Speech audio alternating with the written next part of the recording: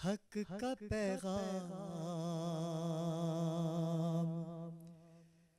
سنایا ہے ابو طالب نے، حق کا پیغام سنایا ہے ابو طالب نے، اور پہلا میلاد منایا ہے ابو طالب نے، پہلا میلاد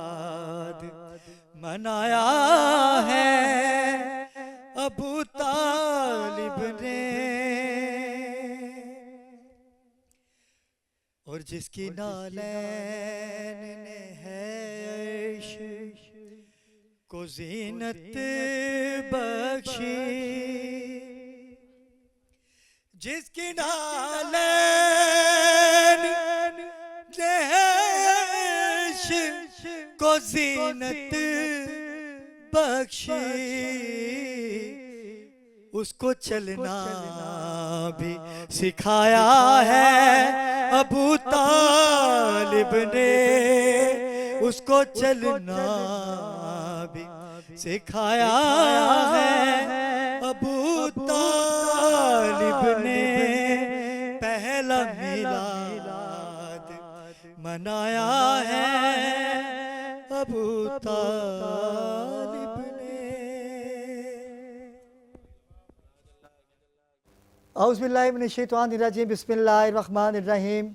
ناظرین کرام، میں ہوں آپ کا میزبان سید علی ابرار، اور آپ دیکھ رہے ہیں چینل 5 نیوز پہ خصوصی نشریات آگے سرکار، جس کا سیزن 11واں ہے، 11واں سیزن ہے آگے سرکار کا، اور آج 9 ربیع الاول ہے، جو کہ منسوب ہے اس ذات سے کہ جن کو کہتے ہیں مختار، امیر مختار،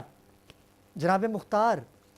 یہ وہ مختار ہے کہ جنہوں نے آل رسول کا بدلہ لیا، اور آج کے دن جناب سید سجاد علیہ السلام مسکرائے، جیسے ہی سر لا کے دیا نا مختار نے جناب سید سجاد کو، تو مسکرائے۔ ان کا تبسم اس بات کی دلیل تھا کہ 8 ربیع الاول کو سوگ بڑھا دیا گیا۔ اس سوگ کو کیسے بڑھایا گیا، کیا تاریخ ہے اس کی، کیا روایت ہے اس کی، آج ہم اس پہ بھی گفتگو کریں گے۔ آج کے دن کو عید زہرا بھی کہا جاتا ہے۔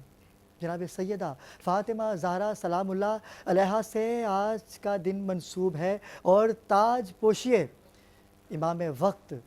امام زمانہ علیہ السلام سے بھی آج کے دن کو منسوب کیا گیا ہے، کیونکہ شہادت امام حسن عسکری کے بعد امامت کا جو صحرا ہے وہ امام وقت، امام زمانہ کے سر پر سجا دیا گیا ہے۔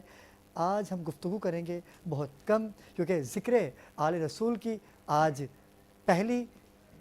ٹرانسمیشن ہے، اور اس ٹرانسمیشن کو ہم 17 روز تک، 17 ربیع الاول تک آپ کے ساتھ رہیں گے، جس میں ہوگی انعامات کی برسات۔ پاکستان کا سب سے بڑا نعتیہ مقابلہ بھی ہوگا، لیکن ابھی وقت ہوا چاہتا ہے ایک مختصر سے وقفے کا۔ جیسے ہی وقفے سے واپس آئیں گے اور ذکر سرکار کی محفل ہوگی، ہم ہوں گے اور آپ ہوں گے، ہمارے ساتھ رہیے گا۔